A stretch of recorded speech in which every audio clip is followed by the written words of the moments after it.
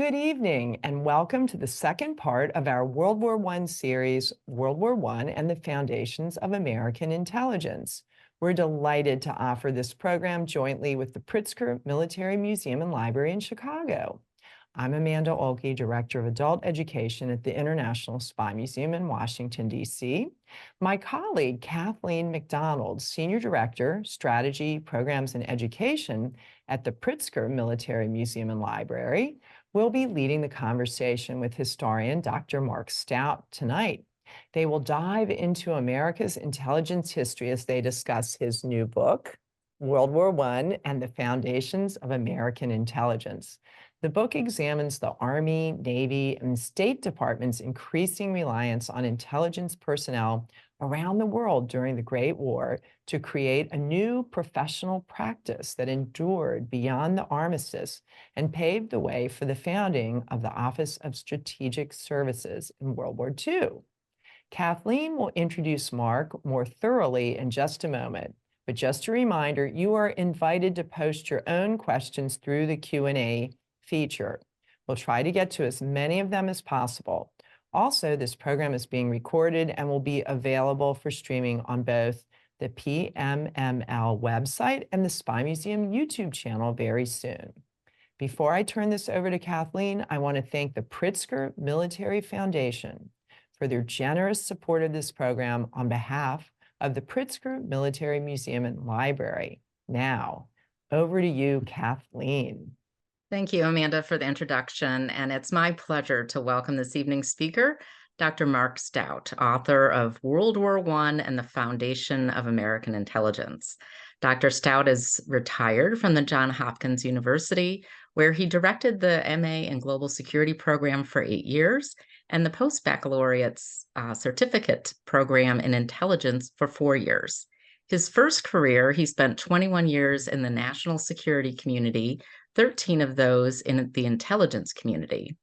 He was also the historian for the International Spy Museum for 3 years. Dr. Stout is the editorial board of Georgetown University Press Studies in the Intelligence History series. In addition, he was the founding president of the North American Society for Intelligence History, now called the Society for Intelligence History. Dr. Stout has contributed chapters to several edited volumes and been published in journals such as Intelligence and National Security, Cold War History, the Journal of Strategic Studies, Studies in Intelligence, and others. He is the co-author and co-editor of several books in intelligence, strategic studies, and military history fields. Tonight, Dr. Stout is discussing his recent book, World War I and the Foundations of American Intelligence. Welcome, Mark. Well, thank you. It's a real honor and a pleasure to be here. I appreciate the opportunity to talk about this work that I'm so passionate about. Well, why don't we start with what brought you into the world of American intelligence and wanting to research and write about your early history? Yeah, so on my career side, my first career, I kind of blundered into intelligence. I thought I'd make my career on the policy side, doing defense policy. And I ended up doing a short rotation over to the intelligence community and really, really enjoyed it and sort of went there and never looked back. And in about 1998 or so, I was at the Bureau of Intelligence and Research at the State Department, and they were celebrating actually about 1995, I apologize, they were celebrating an anniversary. And they asked me to write kind of a House Beautiful article about the history of Intelligence Bureau at the State Department, which I did. And I became fascinated from then on with intelligence history. And later on, when I had the opportunity to do a PhD in history, it seemed, an obvious thing to do something in intelligence history, but I was also, my first love was military history. So I looked for things at the intersection of those two, and ended up with American intelligence in World War I. So the very nature of spy and intelligent work is so intriguing. But as a historian in the field, can you tell us a little bit more about the challenges that are different from other research and writing? Yeah, so intelligence history can, as you say, be a very difficult field sometimes for a number of reasons. First off, pretty much everything in that world that gets written down is born classified. So you have to wait for it to be declassified or, so occasionally leaked, but those are usually very small volume things. So yeah, so it's very difficult. And also you don't necessarily know with declassified records, like what you're not seeing, what's not being declassified. So it can be very challenging in that regard. That said, World War I's a great field to work in because it was so long ago. Literally everything the United States government has in terms of intelligence records from World War I is declassified. I think when I was doing my archival research, if I recall correctly, I ran across 2 documents at the National Archives that had been pulled out when the National Security Agency reviewed these files for declassification in 1976. And I asked for both of those to be released, and I got both of them. So yeah, so intelligence in World War I is a great field to work in because to the extent the documents have physically survived, they're all available to you. And indeed, a lot of them are really well organized at the National Archives too, which is a blessing. That's not always the case for all records. Now, you did have the CIA review the publication nonetheless. Yeah, so as a former CIA officer, I worked there for 5 years. I'm under a pre-publication review agreement, which means that the CIA gets to review everything I write that deals with intelligence, including fiction, by the way. Not that I'm a fiction writer, but if I wrote a spy novel, it would have to go through them. But they are only interested in reviewing things after 1947. And there's my introduction and my final chapter both touch a little bit on the post 1947 period. So they needed to look at those. I said you can read the rest if you want, but you won't find anything later than about 1925 in them. And they then, no, we don't. We have plenty of other things to review. We're pretty busy. So they reviewed the first and last chapter. And it's important to understand that the CIA, and this has very much been my experience, when the CIA reviews things for classification, they're reviewing for classified information, right? They're not reviewing to see if what you wrote is correct or if what you wrote is embarrassing to the agency. I'm told there have occasionally been some counter exceptions to that. I've never run into that. They're literally just looking for, are you inadvertently revealing secrets here? And as I say, not a lot of those with regard to World War I. So. Great. So most histories on American intelligence start with the Central Intelligence Agency and the Office of Strategic Services in World War II. But how early did the American intelligence actually start? And can you describe for us why it was initially created? Yeah. So American intelligence actually dates back to the early Republic or even the Revolutionary War. But the United States had very much a habit of, when we're in a war, we'll create an intelligence capability and then either largely or entirely get rid of it after the war is over. And most recently, from the point of view of my book, that happened with the Civil War. Both the Federal Army, the Union Army, and the Confederate Army actually established pretty sophisticated and pretty reasonably large-scale intelligence efforts and doing some pretty good stuff. But almost all of that was at the level of the armies in the field, right? Not in Washington or for that matter, Richmond.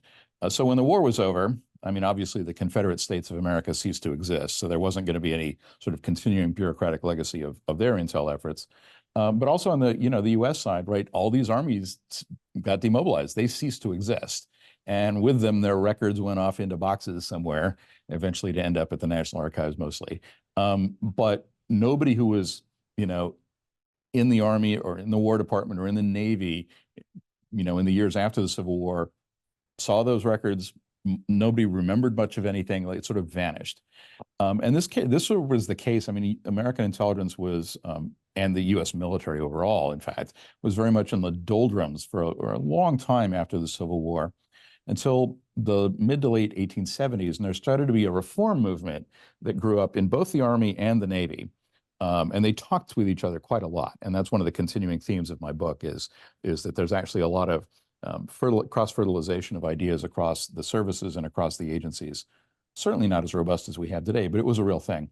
Anyway, there started to be this reform movement in the late 1870s that we need to bring our Navy, we need to bring our Army up to modern standards. And just to give a sense of how far behind everything was, there was a standard work, naval reference work at the time, that at that point rated the U.S. Navy as behind the navies of Peru and Greece and Egypt in terms of their strength. So things were looking pretty bad.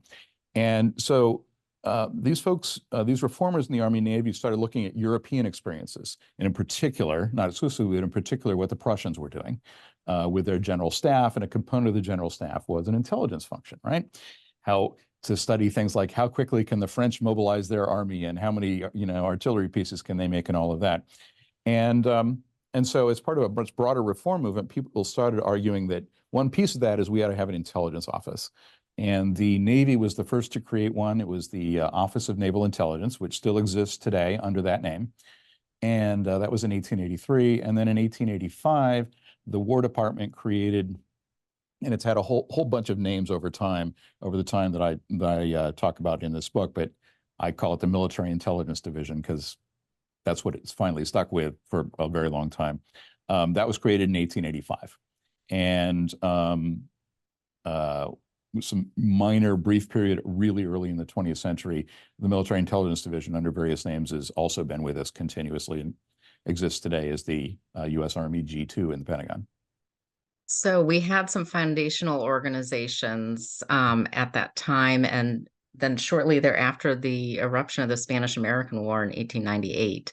Yeah. Can you tell us a little bit more about the intelligence gathering during that war? Yeah, so both ONI and the War Department's Military Intelligence Division, their primary methods of collecting intelligence, they really weren't doing spying in any kind of real sense, aside from occasionally sending officers on leave to go hunting or fishing in Canada to gather mapping information, a few little things like that. But they weren't really doing espionage or code breaking or anything like that. But they did have naval and military attaches assigned to a number of U.S. embassies or legations, U.S. diplomatic facilities overseas. And so these officers were meant to do military diplomacy, but also they had the function of collecting what today we would call overt human intelligence. So just the information that they just sort of in the course of their normal work they see, or that their host governments tell them, that sort of thing, and reporting it back. And that existed when the war was going on, and or when the war started. And also these agencies were collecting a lot of open source information by reading the professional journals of foreign countries and that sort of thing. War breaks out with Spain, or war is looming with Spain. And some of the attachés in Europe actually start conducting some small scale but reasonably important spy operations against the Spanish, largely devoted to the question of what's the health of the Spanish naval fleet and where are they likely to send it to. And so that's going on overseas. And then back in Washington, the head of the Military Intelligence Division of the War Department and a senior, fairly senior naval officer were basically put in charge of writing the U.S. war plan. The idea on the War Department side, the naval guy was not an intelligence officer, but the idea on the War Department side was basically, these are the smart people in the Army who know something about the world, as opposed to just, I don't know, conducting cavalry operations or something, right? So they should be war planners. And also in the run-up to the war, we had one of the first sort of periods of real effort, examples rather, of real efforts at politicization. So the head of the Military Intelligence Division, a guy named Arthur Wagner, and his Navy, colleague were briefing sort of issues related to the war plan to the president and the Secretary of the Navy and the Secretary of the Army, or Secretary of the War Department. And Wagner made the suggestion that, hey, might be a good idea to postpone this invasion of Cuba because we're right in the middle of, yellow fever season, and our troops are not going to stand up to this well. This is going to be a real problem. And recommend you wait a few months until that's passed, which earned him the ire of the Secretary of War, who afterwards cornered him and said, how dare you do that? And you're never going to get promoted again, which didn't turn out to be the case. But we had some early, efforts at politicization there. Interestingly enough, when the Navy carried the Army to Cuba finally, and it conducted its operations there, the Army in the field, the commander of the Army in the field, wasn't actually interested in having an intelligence officer on his staff, having an intelligence organization on his headquarters staff. But importantly, that would be the last time in American history that a commander in the field would not have an intelligence officer or intelligence component on his staff. Like that's a turning point right there. Yeah, the campaign in Cuba and the U.S. Army also seized Puerto Rico. And then, of course, out in the Pacific, the Navy primarily seizes the Philippines from the Spanish. And the U.S. government managed to convince itself that the Filipinos would really like to be, a possession of the United States, right? They've thrown off those backward Spaniards, and now they can be a possession of the sort of forward-looking modern United States. And oddly enough, a lot of Filipinos didn't actually turn out to feel that way. So there was an insurgency that developed. And so its intense period was about 3 years, but it trickled on or carried on in low level until 1911. And so the Army was very heavily engaged in finding a counterinsurgency in the Philippines. And this required a lot of intelligence effort as well. Counterinsurgency is very sort of intelligence-intensive endeavor. And they used a lot of really, for the time, pretty sophisticated information, management techniques. And in particular, the Army intelligence the Army rather, had divided the Philippines up into various districts and regions and whatnot. And each little subdivision on the map had an Army unit in it, which had an intelligence officer. And those folks were responsible for putting together a card file of all the major insurgents and all the major, what we call influencers in that region these days. And so they'd fill out their card. And when they made a new card, they would send 2 copies up the chain. And their next higher unit, their next higher echelon, the intel officer there would put it into his card file, so he had visibility on what his subordinates knew. And then the other card would go all the way to the top level U.S. Army headquarters in Manila. So they also had a visibility on the intelligence picture of everybody right down to the grassroots level. And if there was an amendment or anything, like they'd revise the card and they'd revise 2 copies of it. Again, send those up the chain. Pretty sophisticated stuff for the time. A lot of pretty high-speed stuff by the standards of the time were done in that war, and then turned out to be influential in how the U.S., particularly the War Department, would conduct intelligence in World War II. I mean, you can't you can hardly, I exaggerate a bit, but there are a whole lot of intelligence card files in the National Archives from the World War I period. Learning from that. So I want to jump into World War I, and compared to the intelligence technology today, where you can literally see through buildings, we must have been operating literally in the blind at the beginning of World War I. Can you give us a picture of what level of intelligence information was available and the impact on our military's ability and command decisions at the outbreak of World War I? Yeah, no, interesting question. So when the United States entered World War I mean, we entered in the spring, April of 1917, by which time the war, of course, had been going on for like 2.5 years, right? With us on the sideline, again, in a little bit of doldrums. But we entered the war in 1917, and we very, very quickly learned ourselves how to do a lot of stuff, but also, of course, from our British and French allies, in whose enlightened self-interest it was to get us up to speed on intelligence, plus all the other warfighting stuff that we needed to be brought up to speed on. There were 2 particular technological innovations that really played a big role in American intelligence at that time. The first was the airplane. There had been discussion in U.S. Military journals, professional journals, back to, if I recall correctly, 1909, about, hey, this new airplane thing, which was like really genuinely very new at that time. It seems like it would be a good way of looking down and seeing what the enemy is doing. Initially, that was like literally pilots sort of trying to take notes as they were flying or remember things as they were flying. But when we entered the war, we started learning the technology from the British and the French of like how to carry cameras. And in fact, actually, the deputy of the Army's photographic division was actually an American-French art photographer who ended up actually becoming a leader sort of across all the Allies during the war on that sort of technology. So aerial photography became very important.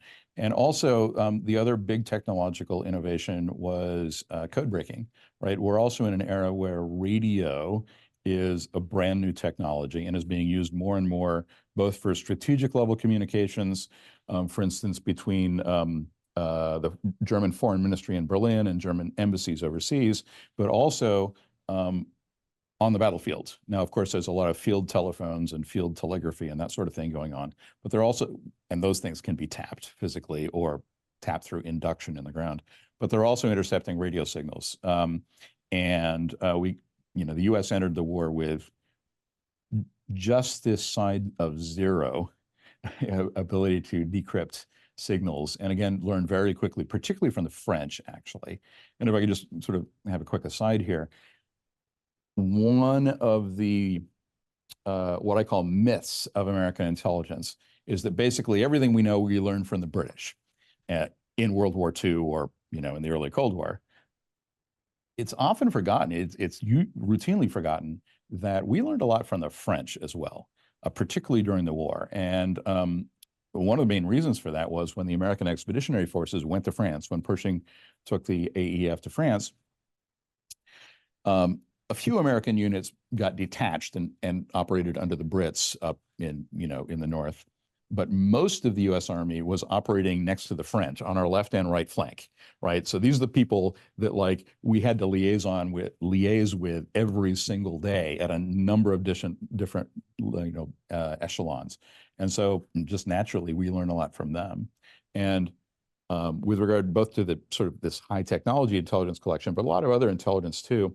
What you'll find if you look at the American, these days we'd probably call them field manuals or technical manuals, a lot of them are literally translated from the French straight into English, often with cover memos from the French general staff, right? And just used as American ones, as American manuals. And then just real briefly, overseas, we're also invigorating the attachés, the naval and military attachés, and also State Department officials to start conducting espionage that looks very much like the kinds of things that the OSS did or the CIA does today. Real briefly, yeah, sorry, go ahead. Oh, you can continue. I was just going to say real briefly, there are not a lot of how to put this, stunning intelligence successes on which major battlefield events turned in this war. That said, if you look at the records, there was a lot of sort of just day in, day out, kind of unexciting, undramatic stuff that nonetheless was really important in our prosecution of the war. And if I had to highlight one, it would be our the U.S. Army's order of battle analysis. So what is the strength? What is the organization of the German army?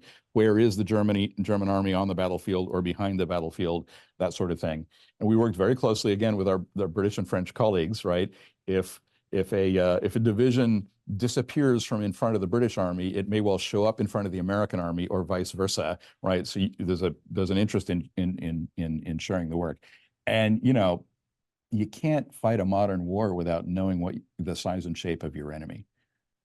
So it was important in that regard. We didn't have the kinds of dramatic things like, I don't know, the signals intelligence that allowed us to win the Battle of Midway in World War II, or to conduct the D-Day deception in World War II. There's no big, huge dramatic stories like that, but it became very much woven into the fabric of American, particularly Army operations during the First World War. So can you give us a little bit deeper dive into the communication between the U.S. and Europe during World War I? You mentioned the radio being so important on the battlefield. Yeah, well, one of the sorry, go ahead. Could you also tell us a little bit about the efforts to sabotage that? Because I Yeah. found some of the stories very intriguing. So the British and the French, and for that matter, the Germans too, in conducting this war, their armies in the field were very close to their capitals, right? It's super close to Paris. It's not too far across the channel to London. You could get from London to the front line in a day easily. And for that matter, it's not real far to Berlin, right? So the governments in France, Germany, the central governments in France, Germany, Britain, played a big role in influencing the conduct of their armies in the field, and had sort of a lot of sort of very direct oversight over it. Washington, however, is separated from France by the entire Atlantic Ocean. And at this time, there are basically three ways of communicating across the Atlantic Ocean. One is by radio, but that's very, very limited, okay, extremely limited. Another one is by transatlantic telegraph cable. And just before the United States entered the war, the British actually did a survey of what we would call bandwidth, right, for transatlantic cables, like how much would we be able to carve off and allocate to the Americans if they enter this war here soon, because it looks like they probably will. And again, in super roughly in today's terms, what the British found was, well, and the Brits owned almost all of these cables, right? A big intel advantage for them, by the way. But what the Brits found was that if the United States entered the war, we'll be able to give them, roughly in today's terms, about the equivalent of 10 megabytes of data a month each way, right? So Washington, and then the third method is by writing it down and having it carried on a ship, which will take days or weeks, I don't know exactly, to get to Washington. So Washington, D.C., the War Department is not, or the president for that matter, is not going to play much of any role at all in determining the things that Pershing is doing day in, day out, right? The Army is basically running itself in France. So they then need to have a very large intelligence staff reporting to Pershing. And then as armies and corps and divisions get added, reporting to all of those commanders as well. Whereas in the UK and France, a lot of those functions, by no means all, but a lot of those functions were performed back in the capital. But Pershing and his guys in this war are largely doing their thing on their own authority because there's not really any choice. Great. Can you tell us a little bit more about the development of codes and ciphers during World War I? Yeah. So as I say, when the United States entered the war, a couple aspects. So there's the code making side, and then there's the code breaking side. When the United States entered the war, its codes, whether you're talking about for the Army, for the Navy, or for the State Department for that matter, were extremely unsophisticated, very unsophisticated. And there were multiple cases, for instance, of various State Department code books having been compromised and the department just continuing to use them anyway, because it's a pain in the neck to write a new code book, right? There's a lot of work that goes into that. And the Army and the Navy weren't quite that bad, but their codes weren't very good. And when we entered the war, when the United States entered the war, one of the things that happened was that the British intelligence kind of nudged us and said, y'all might want to think about improving your codes. Because, of course, they'd been reading a bunch of them themselves. And now that, we're allies with the Americans, there are going to be British secrets in those American communications. So we, London, really want the Americans to have better codes. And we worked on that and got better. And then if you think of it, so that's sort of at the higher level. And when you think about then the super tactical, pointy end of the spear kinds of stuff, the United States, or the American Expeditionary Forces rather, like their British and French counterparts, created a series of what they called trench codes. And these were literally codes that were designed to be used by people, no kidding, in combat, right? Reporting, battalions reporting to regiments or that sort of thing, right?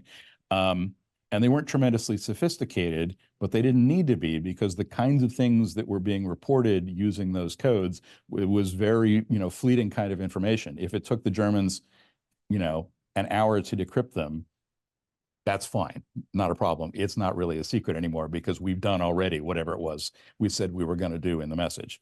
And so the AEF always was constantly in the process of writing new trench code books, right? Because whenever one was compromised, like, they overran a section of trench and shoot, we left a code book there or whatever it was, they would immediately then be able to roll out a new one.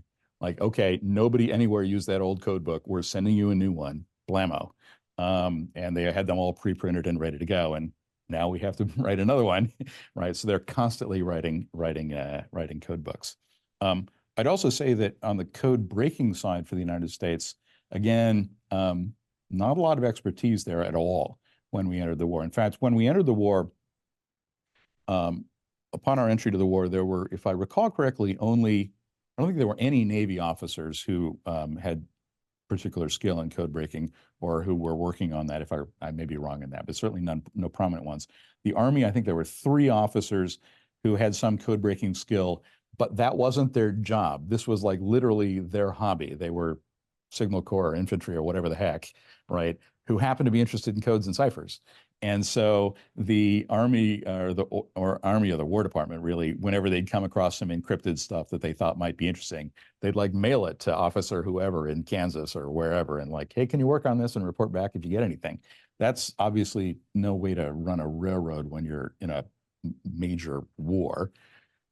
And so the Army, the Navy started trying to get into the code and cipher breaking business and met with exactly 0 success, and basically said, Army or War Department, technically, y'all can do this for us.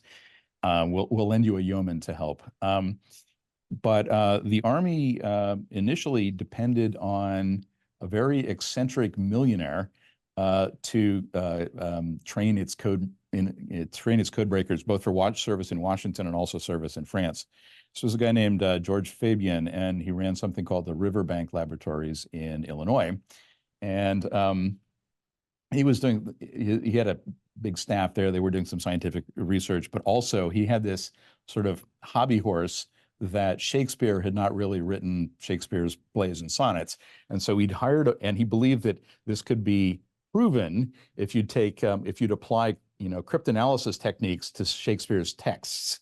And specifically, they'd be able to prove that Sir Francis Bacon actually wrote Shakespeare. So he'd hired a bunch of people and trained them as code breakers, right? And so the War Department then uses that infrastructure, and he basically send people to George Fabian in Illinois and saying, train these guys up on code breaking and send them back to us and we'll use them. So that's sort of where we were on the eve of the war. We improved rapidly from there. Well, I know we had some Native American code talkers back in World War I with the Choctaw, although the role was not as big as the Navajo in World War II. But just transitioning with that, can you tell us a little bit more about the role of minorities and women during World War I in intelligence? Yeah. So just briefly on those code talkers, there's been some really interesting work that's been done on that by other scholars other than me in recent years. I only touch on this fairly briefly in my book. But yeah, there were actually more than just the Choctaw. There were maybe 3 or 4 different tribes, if I recall correctly, who did this. And this was typically innovation at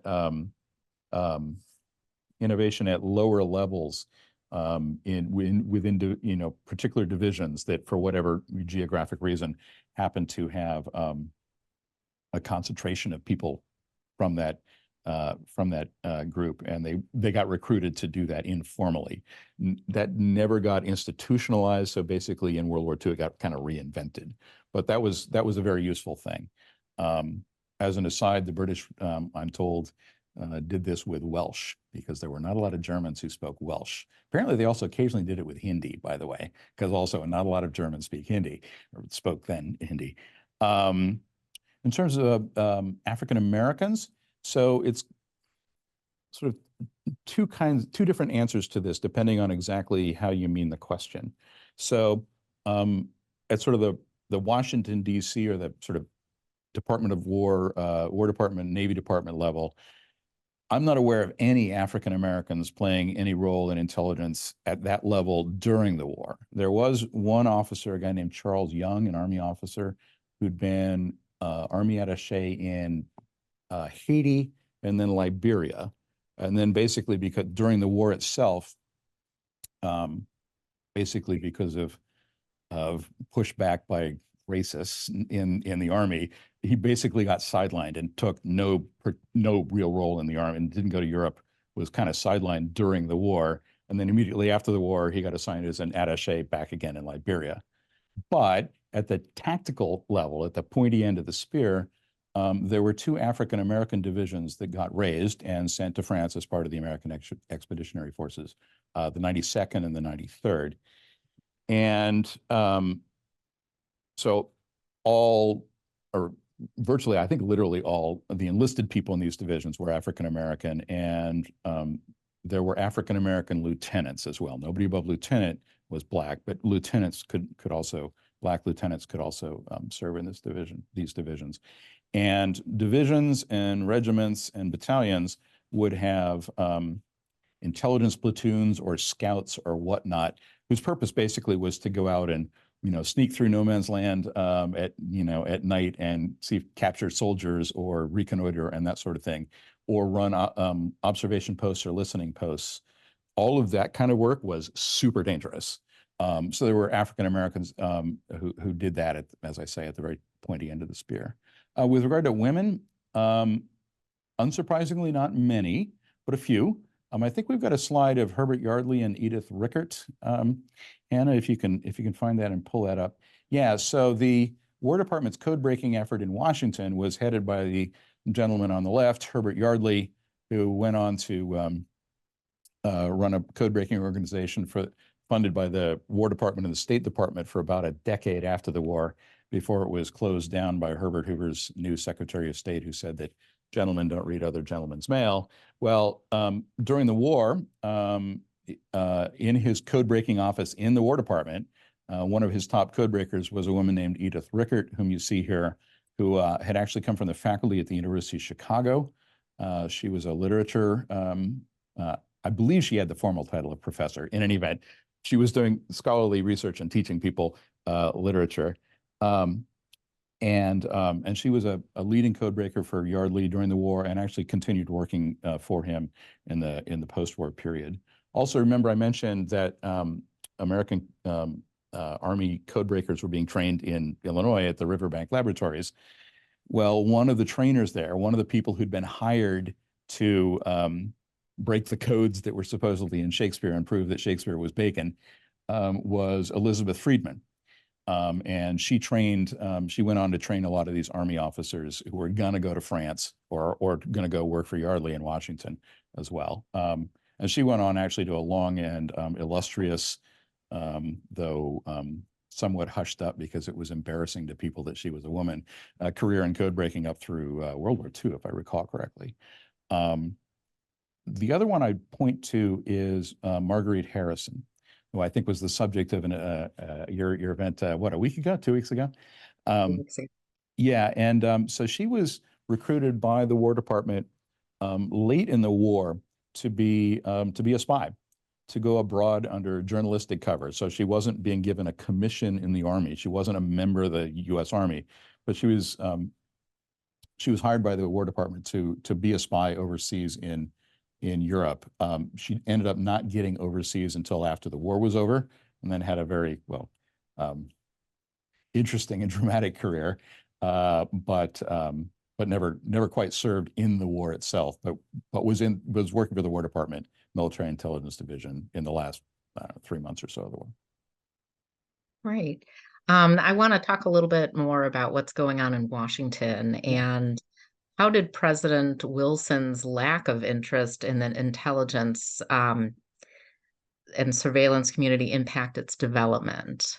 Yeah, so President Wilson, with some very minor exceptions, not super interested in intelligence, to put it mildly. And there were a number of occasions, notably real early on in the war, when a bunch of agencies in Washington were sort of squabbling over who was going to have the lead in domestic counterintelligence.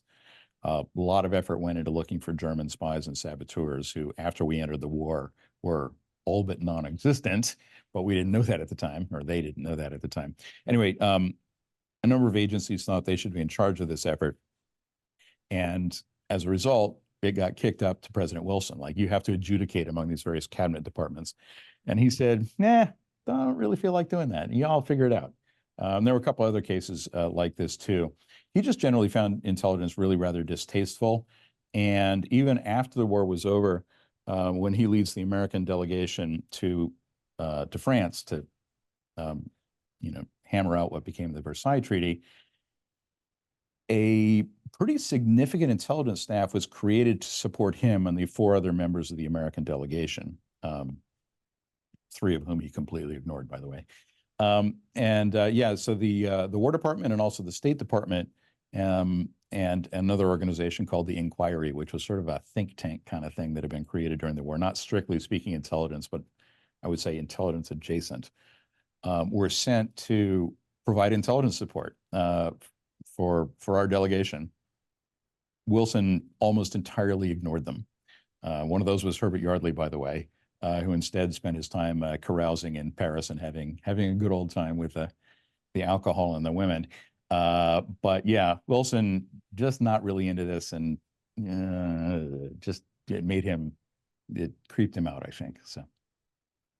So did any of these subsequent presidents during the interwar periods, Harding, Coolidge, or Hoover, embrace the intelligence community?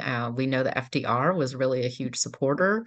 But what about this interwar period? Yeah, well, just briefly on FDR, because it's, he's by far the leading sort of, I don't know, president most interested in intelligence up to that point. Franklin Roosevelt had been Assistant Secretary of the Navy, which at that time was the number 2 guy in the Navy Department. And he was extremely interested in intelligence and used to pester the Office of Naval Intelligence with, I hear you ought to investigate this person, or my friend has a son who really would be great for ONI, and I think you should give him a commission, and all these sorts of things, right? He thought this was the greatest thing ever. And he took that with him when he became president, and was an extremely vigorous consumer of intelligence and proponent of intelligence agencies. Not a tremendously organized man, but brilliant in his own way. I haven't looked a lot at the other presidents. What I do know, and there's been some really good work, well, it's probably 40 years old now, but really good work done by a scholar named Jeffrey Dorwart, who wrote 2 books on the Office of Naval Intelligence. One of them goes from its founding in 1883 up to 1918, and the other goes from 1918 to World War II. And on the Navy side, he reports there about a number of these presidents having used ONI for, frankly, partisan political purposes, and just sort of deal with unpleasant matters that have arisen in there, whether it's in their political or their personal lives. And I suspect that there may have been some of that going on with the Military Intelligence Division as well, though I can't cite chapter and verse on that. But we know there were some fairly distasteful, from our eyes today, fairly distasteful things that some of those presidents after Wilson and before Roosevelt, used naval intelligence for, at least. Thanks for sharing that. Lesser known history. Yeah, read Dorwart's book, Conflict of Duty. It's well worth reading. He goes into detail on that. So I have a last question before we open this up to our Q&A. And I want you to just really tell us what the core intelligence activities and organizations were that really, just to crystallize this, what those were that really solidified the American intelligence establishment during World War I that carries through to World War II. Yeah. So the 2 main ones, I've talked about the Military Intelligence Division, which carries through, and the Office of Naval Intelligence carry through. And I'll come back to them in a moment. The State Department is the other big player in my book. They continue conducting intelligence activities in a reasonably vigorous way themselves until the late 1920s. So I mentioned earlier that Herbert Yardley, after he headed the code-breaking component of the War Department General Staff during the war, he heads what became informally, but more or less universally known as the American Black Chamber, funded 60% by the State Department and 40% by the War Department from the end of the war until 1929, when it gets shut down. The State Department itself also, and we haven't really talked about this, but the State Department itself also, actually before we entered the war, 1915, 1916, created what it called initially the Bureau of Secret Intelligence, which did, and I think we have a slide of Leland Harrison, Hannah, if you can find that and bring that up. Its work was headed by this man, Leland Harrison here, who was in the office of the counselor at the State Department. And they were doing a lot of domestic security stuff. It was initially created to deal with German spies and saboteurs, a lot of German sabotage going on in 14, 15, and 16. But also it started sending people overseas to places like Switzerland and revolutionary Russia and a number of other places to conduct no-kidding espionage that would look very familiar to a CIA case officer today. That continued until 1927, at which part most of it went away for reasons that are not entirely clear, actually. There's not been a lot of research on this, but small bits of it carried on, and one part of it ultimately evolved into the Bureau of Diplomatic Security, which still exists, and another part, a very small section that did research on international communism, continued into World War II as well. And I guess the other point I'd make about this is, so the biggest legacy that actually carries forward directly is military and naval intelligence. And it's worth remembering that they were, particularly War Department military intelligence, enormous big player in World War II, right? Well, most of the sort of software, if you will, that they learned about intelligence, what it is, how to do it, what the various sub-disciplines of intelligence are, they learned in World War I. And they got emaciated in the interwar period, like Big Army and Big Navy did, but they continued, right?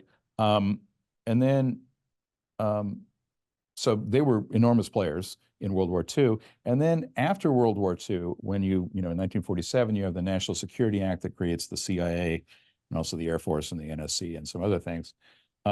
The CIA was a very small organization, not initially very powerful. Military and naval intelligence were much more influential in Washington initially than they were. And indeed, in the early years of the CIA, a large proportion of the people who worked at CIA were actually seconded from military intelligence, naval intelligence, or Air Force intelligence. And remember, the Air Force had, just until 1947, been part of the Army, right? And so these people are bringing in this kind of knowledge that has been passed down through people, through documents, through a number of different ways, organizations and force structure in the Army. They're carrying this expertise, which dates back ultimately to 1918, with them into Washington, and even into the CIA itself. Great. Well, I'm going to open it up to our Q&A at this point. So if you have questions, audience, please type them into the Q&A and we will ask those questions. Why don't I get started with a question from Annette? Were regular American citizens involved in gathering intelligence during World War I? Oh, yes. Yeah. Well, I mean, aside from the obvious of regular American citizens joined the Army and the Navy, but beyond that, there was this remarkable and, from my point of view at this time in American history, rather alarming organization called the American Protective League. The American Protective League was founded a couple of months before the United States declared war. So I think, if I recall correctly, in February of 17. Founded by three businessmen in Chicago who said, hey, it looks like we may be in a war soon, and there's German sabotage going on, and doubtless there's German spies and propagandists and whatnot operating everywhere. And so let's create this patriotic organization of volunteers to help, track these people down and to otherwise help the government. And they were given some sort of permission by the Justice Department to go do their thing, but you're not law enforcement and you're not federal employees, but we're going to call on you for help. And they also did a lot of work for the Military Intelligence Division and ONI and other non-intel components of the War Department and the Army as well. And the organization ended up numbering 250,000 people around the country by the time the war ended. So it was a very large organization, and more or less any significant, even modest-sized city had an APL branch there, and they were, as I say, on the lookout for German spies and German saboteurs who almost entirely didn't exist, and also doing things like frequently doing what we would call background investigations. So I don't know, the Army's thinking of giving a commission to this particular guy, and he's going to be assigned to some sort of sensitive position. I mean, maybe intelligence, maybe aviation, chemical weapons work, that sort of sensitive stuff. They'd have the APL like go look into his background in his hometown kind of thing. The APL was reasonably useful, but also excessively enthusiastic. And there were a lot of abuses and also just stupidity. The war ended and the Justice Department immediately said, "Thank you for your service, go away." And they disbanded, which was all to the good. But yeah, there were, I'm sure, many more than 250,000 people passed through it, but that was a big effort. So we have an audience member who's interested in more of the counterintelligence efforts during the period. Yeah. So that was, I mean, I've alluded to this State Department organization that did intelligence. They were initially created to do domestic intelligence operations because we're worried about German saboteurs and that sort of thing, which really did exist in the U.S. up until we entered the war. It was an extensive German sabotage campaign. The War Department and the Navy Department, until we came into the war, weren't devoting much attention at all to this. But when we entered the war, our new allies, our new partners, technically we weren't an ally, we were an associated power, but the British and the French military authorities said to the Army and I believe the Navy, we don't want you operating on the continent. We don't want you sending forces here until you've created a real counterintelligence capability within the Army, right? Because we don't want you shipping all these, they figured we probably had a gazillion German spies here as well, right? We don't want you sending them over to Europe, right? So you need to make sure that everyone in the Army is sort of clean in this regard. And so the Army and the Navy both created a big infrastructure for doing that. One of the components of that, which I think is particularly interesting, is, well, a couple things. So the Army and the Navy working together created this web of counterintelligence and counterespionage aimed at the forces themselves that went all the way from, the camps in the United States where divisions were raised and trained, onto the trains to the points of embarkation, on the ships going across to France, at the ports in France and in Britain, the ports of debarkation, and then through the rear area in France, right up into the front lines. And on the Army side, the goal, which in some cases came close to being achieved, I'm not sure how universally, but the goal was to have at least one undercover intelligence person reporting up the chain on counter-espionage, counterintelligence issues in every platoon. So real roughly every unit of 30 people in the Army and up, right? And one interesting component of that was both the War Department and also actually the Navy Department in this kind of work made use of the YMCA, right? So both in the US and also in France, the YMCA had a big effort to support the troops. They were not especially popular, but that's a different story. But the YMCA at one point reported to the War Department that, hey, a lot of soldiers who come to see us seem to think that, our conversations with them are protected by some sort of, secrecy comparable to the secrecy of the confessional. Of course, that's not true. So we thought y'all in the military intelligence might want to know that they're spilling secrets to us. And we'd be happy to sort of write intelligence reports for you.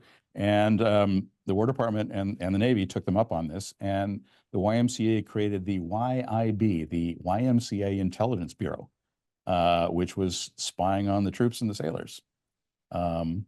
Don't know what happened to that after World War I was over, but interesting. And I'd also real briefly say that both the Navy and O&I and the Military Intelligence Division, they had the United States split up into various regions and departments, and nomenclature varied across the services. But the U.S. split into various components, and each of those would have sort of its Navy or Army commander there in that area who would have an intelligence staff. And their primary function actually was domestic intelligence, because there was a great deal of concern that, hey, we're in this modern war, right, that involves entire societies, entire political systems, entire industrial systems, economies clashing, not just armies on the battlefield, right? It's a whole nation effort. And so we need to be guarding against things like not only saboteurs, but people who want to maybe mount strikes in our munitions factories, or people who want to propagandize against the draft. I talked about how an young American man who was induced to not register for the draft is just as much out of the fight as an American soldier who gets shot and killed in the trenches in France. So kind of anybody who was potentially perceived as being a troublemaker in the United States was, which included the Lutheran Church, by the way, was brought under pretty remarkable surveillance. And the nature of this varied from region to region. In the Pacific Northwest, for instance, where I'm from, it was largely trade unionists, international workers of the world, some socialists and Bolsheviks. In other places, it was German-American population. In the Southeast, it was largely African Americans who understandably had some gripes with the American system. Not that there were spies or saboteurs among them, but there was concern among Southern officers, particularly, that there might be spies and saboteurs among them. And so there was a big, huge blanket of domestic surveillance during the war as well. Well, I think we're running really tight on time, but I'm hoping you could quickly point us a little bit into what was happening in Russia and how much of our involvement was there, and maybe also spying on the Ottoman Empire at the time. Yeah, we didn't do a lot of looking at the Ottoman Empire during the war. That was largely a British and French endeavor. We didn't have troops in that area, so we weren't paying much attention to that. We were leaving that to our allies. We were definitely involved in espionage and sort of overt human intelligence as well in Russia, particularly after the Bolshevik Revolution. Because the Bolshevik Revolution comes along, and Lenin says, see you later. We're out of this war. Right? This is a war among capitalists to enrich capitalists, and we want nothing to do with that. They pulled out of the war. And the Germans occupied large portions of what became Western Soviet Union. And in the process, they seized or threatened to seize huge amounts of Russian war material. And so American intelligence personnel, both military and also State Department, worked vigorously with their French and British colleagues out of the embassies in Petrograd and out of Moscow to prevent, by whatever means necessary, this material, munitions, and that sort of thing from falling into German hands. And sometimes that meant by buying it. Sometimes that meant encouraging railroad strikes among the strikes among the railroad workers who were going to deliver the stuff to Germany. Sometimes it meant blowing things up, that sort of thing. So there's a lot of effort there. Plus, as well, of course, as collecting intelligence on this new Bolshevik regime, which nobody really understood, but also everybody thought was kind of menacing. I mean, the Germans are the closest alligator to the boat, but we probably need to keep an eye on Lenin and his crowd too. So a lot of things going on in revolutionary Russia on the intel side by the Americans as well as the British and the French. Well, we are out of time. This has been a fascinating discussion. Thank you so much, Mark. I'm going to pass it back over to Amanda to close us out. Yes, thank you, Kathleen, and thank you, Mark. What a really stimulating conversation. I have a whole new feeling about the YMCA. I also am going to steal the alligator closest to the boat phrase. Really, it was incredibly interesting. And as I mentioned before, this will be posted soon on our respective YouTube channels or websites if you'd like to see it again or tell your friends. I want to thank you for joining us this evening. And once again, I want to express our gratitude to the Pritzker Military Foundation for their generous support of this program. On behalf of the Pritzker Military Museum and Library, good evening, everyone. Take care.